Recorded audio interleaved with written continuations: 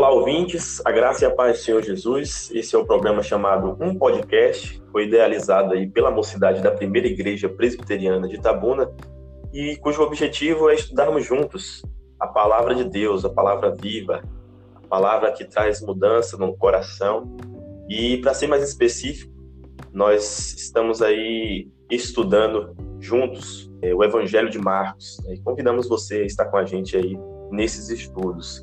Eu me chamo Samuel Rocha e estarei aqui conduzindo o programa de hoje, estarei como apresentador e eu trago aqui comigo um cara muito especial, gente boa, e eu vou passar a palavra para ele para que ele possa aí saudar vocês e também se apresentar. A paz do Senhor Jesus, meus queridos irmãos, meu nome é Samuel Souza, sou seminarista da Primeira Igreja Presbiteriana de Itabuna, sou casado vai fazer 26 anos e é muito bom participar dessas iniciativas onde nós podemos proclamar a palavra de Deus e, acima de tudo, estudar para que nós possamos fundamentar nossas vidas na verdade, que é o Evangelho de Jesus. Então vamos aproveitar bem esse tempo na presença do Senhor e aprender mais um pouco da palavra do Senhor. É muito bom também estar com você, meu querido irmão Diácono Samuel. Deus abençoe sua vida. Amém. Então, para início de conversa, eu vou começar lendo aqui esses versículos. Nós vamos estudar em Marcos, capítulo 1, versos de 1 ao 13.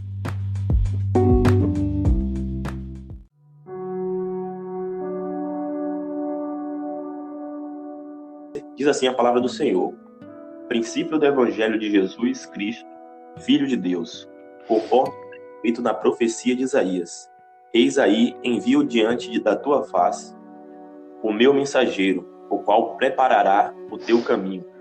Voz do que clama no deserto, preparai o caminho do Senhor, endireitai as suas veredas.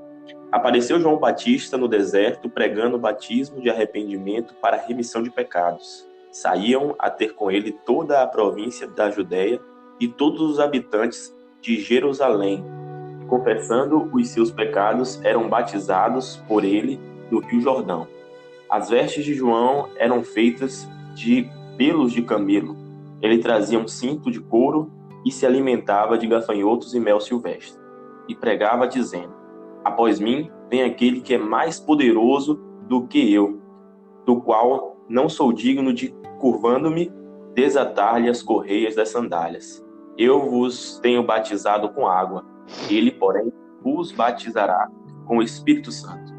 Naqueles dias veio Jesus de Nazaré da Galileia e por João foi batizado no Rio Jordão.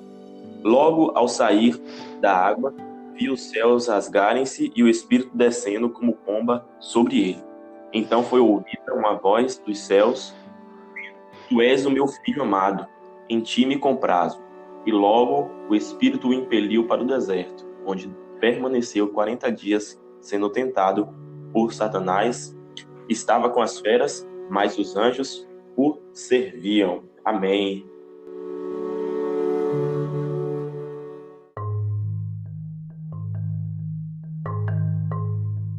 Então, Samuel, Amém. Tá aí os primeiros versículos de Marcos, né? Marcos aí que, pelo menos nessa primeira parte aí, tem o objetivo aí de anunciar o reino de Deus, né? De que ele estaria próximo. O foco de Marcos é apresentar Jesus como Messias, né, o Emanuel, o Deus conosco. E o que é que a gente já pode tirar aí desses primeiros versículos de Marcos?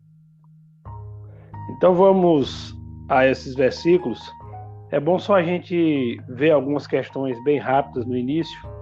Primeiro, saber quem é esse Marcos. Esse Marcos, a autoria desse livro é atribuída a João Marcos, filho de Maria, o sobrinho de Barnabé, que fez parte da equipe dos evangelistas, liderada por Paulo. Ele era considerado por Pedro como um filho. Então é muito bom a gente lembrar disso. E o propósito de Marcos, ele escreveu com o objetivo de evangelizar os romanos, mostrando-lhes que Jesus é o Filho de Deus, como você colocou, e que se fez homem para resgatar os pecadores. Então, diante disso, a gente dando essa pequena introdução, então nós vamos observar os versículos lidos. Nós vamos fazer uma divisão aqui desses 3 subtítulos: João dá testemunho de Jesus, o batismo de Jesus e a tentação de Jesus. Mas antes vamos observar aí.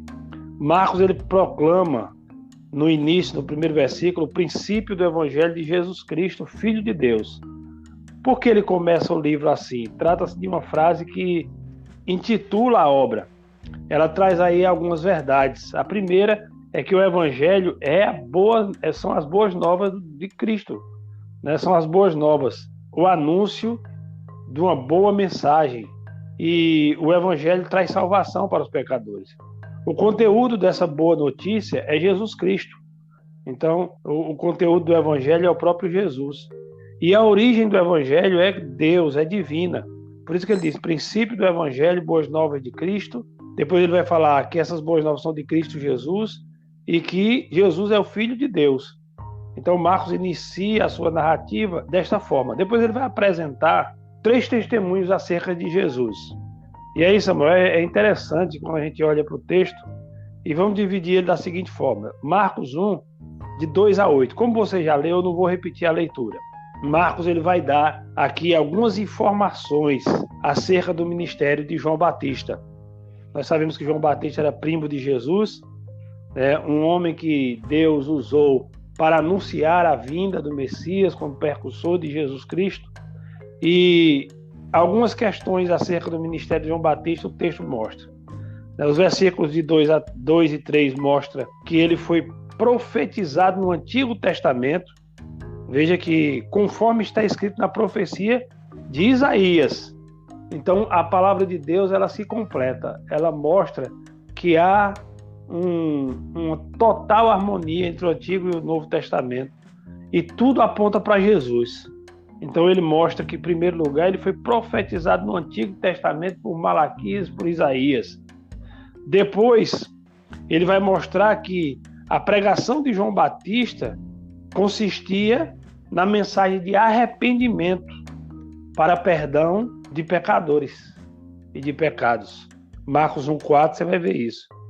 João apareceu no deserto pregando batismo de arrependimento para remissão de pecados. Em terceiro lugar, o texto mostra que ele foi muito frutífero. Olha aí, versículo 5. Saíam a ter com ele toda a província da Judéia e todos os habitantes de Jerusalém.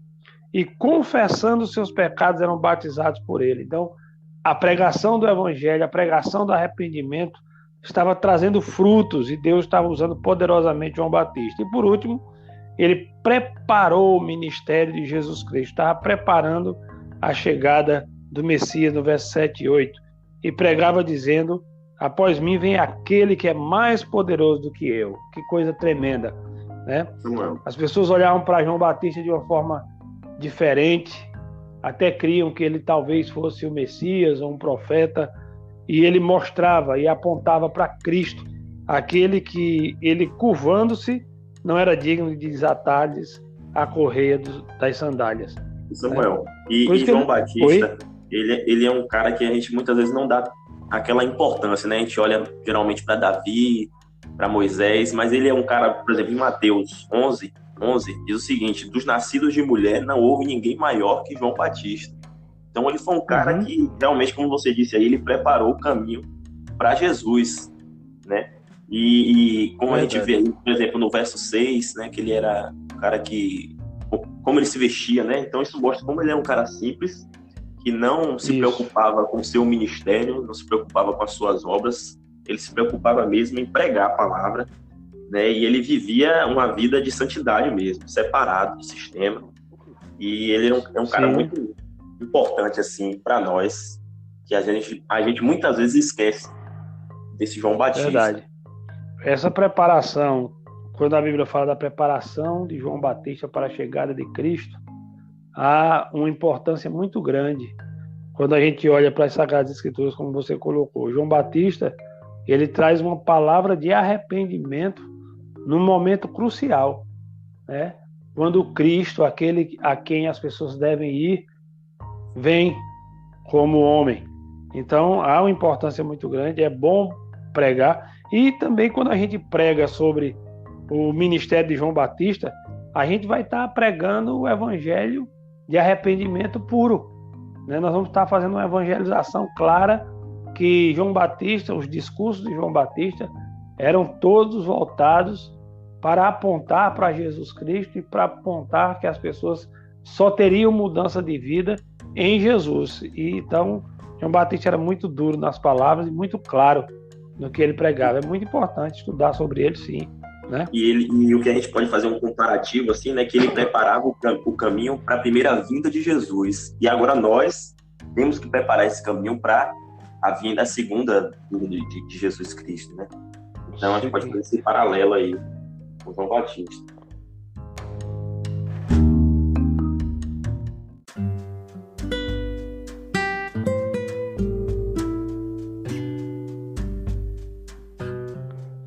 Então, nós observamos o testemunho de João Batista, mas, em segundo lugar, eu queria destacar também o testemunho da Trindade. Nós sabemos que a palavra Trindade não é uma palavra que aparece na Bíblia, mas os teólogos introduziram no meio cristão e, para nossa compreensão, e é muito clara, ela não aparece a palavra em si, mas aparece a ação desse Deus triuno em todos os lugares, né? Deus está presente de uma forma poderosa, Pai, Filho e Espírito Santo. Então, o testemunho da Trindade, aí no versículo 9 e 10, vai mostrar acerca do ministério de João Batista. Marcos relata o batismo de Jesus. Então, nós viemos falando sobre João Batista e agora, dentro desse ministério de João Batista, nós vamos ver o batismo de Jesus. E aí uma coisa vem à cabeça. Se ele estava pregando para o arrependimento, Jesus precisaria se batizar? Jesus não tem pecados. Mas então, por que aconteceu isso? Então vamos observar aqui.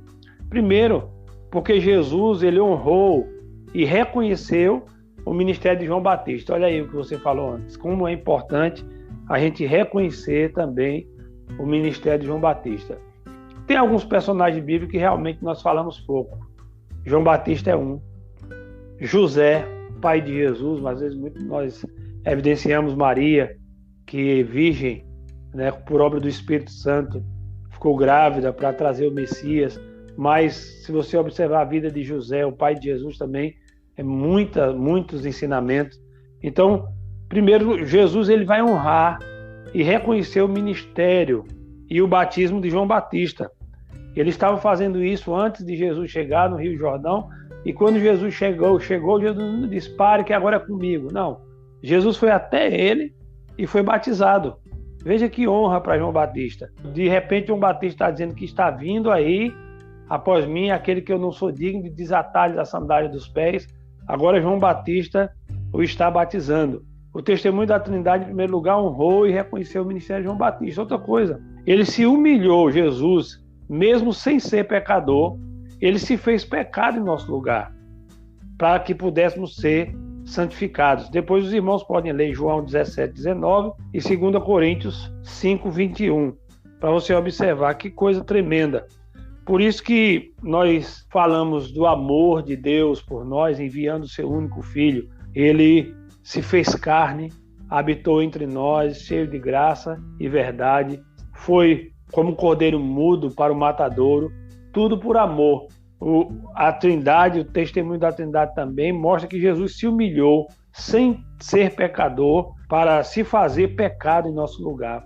Outra coisa importante, ele recebeu o testemunho do Pai e do Espírito Santo, autenticando a sua natureza divina e a sua missão salvadora.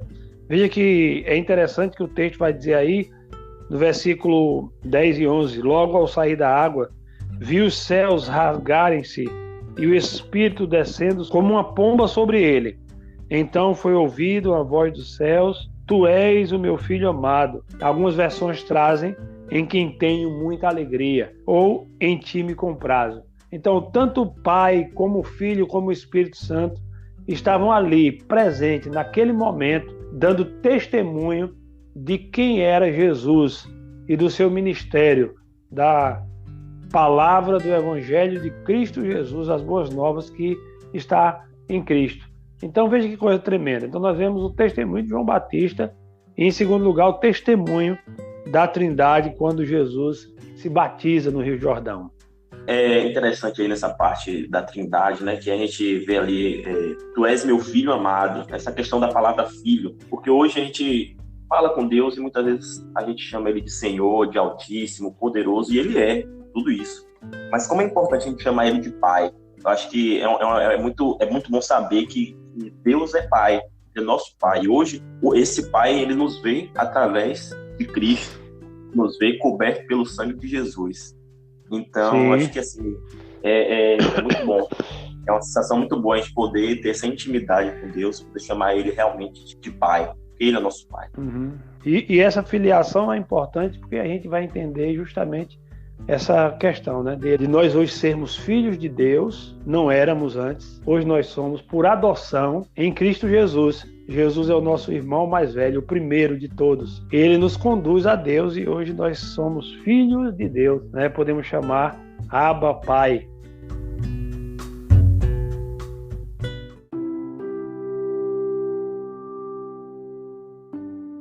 Por último, os dois últimos versículos, a tentação de Jesus. Então, nós vimos o testemunho de João Batista, o testemunho da Trindade e também o testemunho do tentador, né? Nós vamos ver aí. Após o batismo, Jesus ele foi levado, e é interessante que o texto começa dizendo, foi levado pelo Espírito. O Espírito o impeliu para o deserto para ser tentado por Satanás. E qual o propósito da tentação de Cristo? É interessante essa pergunta. Primeiro é que ele foi tentado como preparação para ser o nosso sumo sacerdote. Nós sabemos que os 3 ofícios de Cristo, ele é profeta, sacerdote e rei.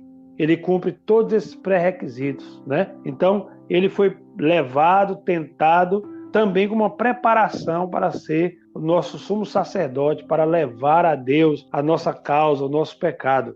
Você depois pode ver Hebreus capítulo 2, versículo 16 a 18, Hebreus 4, 15 a 16. Em segundo lugar, testemunho aqui, nós vamos ver que a tentação de Cristo, ele foi tentado para nos ensinar a combater espiritualmente. E como é que nós fazemos isso? Com jejum, oração e a palavra de Deus. Se você olhar em Efésios capítulo 6, de 10 a 20, você vai observar isso. Então nós temos que estar preparados para esse combate e Jesus também nos ensina isso. Jesus sendo Deus, ele orava, Jesus sendo Deus, ele jejuava, Jesus sendo Deus, ele estava constantemente proferindo, abrindo o livro do Antigo Testamento, lendo a palavra de Deus. Então nós temos que estar aprendendo com Jesus, a estar preparados para combater esses momentos difíceis. Outra coisa importante é que Jesus ele foi tentado para que toda criatura no céu e na terra soubesse que Jesus é o conquistador. Se através do primeiro Adão veio o pecado e esse pecado trouxe a morte, através de Jesus, o segundo Adão, ele venceu a tentação e trouxe a vida. Ele venceu a morte na cruz do Calvário. Por isso que o texto vai dizer aí que o Espírito o impeliu para o deserto, onde permaneceu 40 dias sendo tentado por Satanás. Estava com as feras, mas os anjos os serviam. Então nós vemos aqui que o texto de Marcos, que é um texto rico, nós vemos que Marcos ele está aí,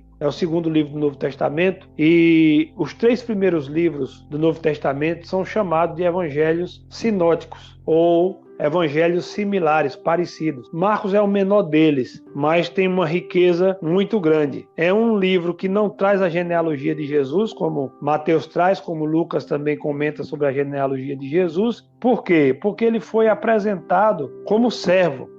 E servo não tinha genealogia. É bem interessante esses detalhes para que a gente compreenda bem o texto. Então, Marcos, ele traz essa riqueza. Esses versículos trazem justamente isso. O testemunho de João Batista, o testemunho da Trindade e o testemunho do tentador. Para a gente concluir, Samuel, é importante a gente observar que tudo aponta para Jesus. Verdade. Ele é o caminho, a verdade e a vida. É nele que nós temos a certeza da nossa salvação. É ele que morreu na cruz, vertendo seu sangue precioso para pagar a nossa dívida com o pecado. Então tudo aponta para Cristo. Nós temos que sempre ler a Bíblia com um óculos que mostre Jesus. Todas as passagens da Bíblia, elas vão convergir em Jesus Cristo. Que Deus nos abençoe. A palavra está com você. Amém, Samuel. É isso aí. Apresenta Jesus e que o reino dele está próximo. Por isso nós devemos ter tanta atenção a essa palavra. Muito bem, então a gente está encerrando aqui o programa de hoje. Eu vou só fazer uma oração bem rápida e a gente encerra. Santo Deus, amado Joia. Pai, muito obrigado, Senhor, por essa palavra. Ó Deus, obrigado por esse programa. Que o Senhor alcance muitas e muitas vidas através dessa iniciativa. Deus, em nome de Jesus, fala ao coração de cada um. Amém, Senhor.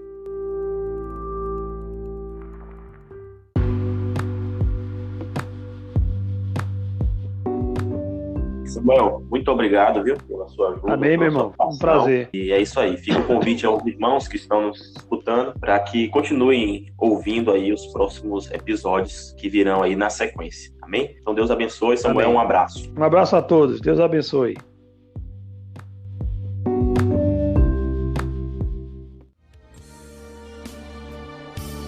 Quem nesse mundo amor tão grande pode ter, de entregar a própria vida sem temer? Quem já sentiu a dor de ser cravado em uma cruz, pagando pelos erros que não cometeu, e olhar nos olhos de quem tanto mal lhe fez, e sem ressentimento oferecer perdão? Quem pode ser melhor amigo que o Senhor, que pelo servo a própria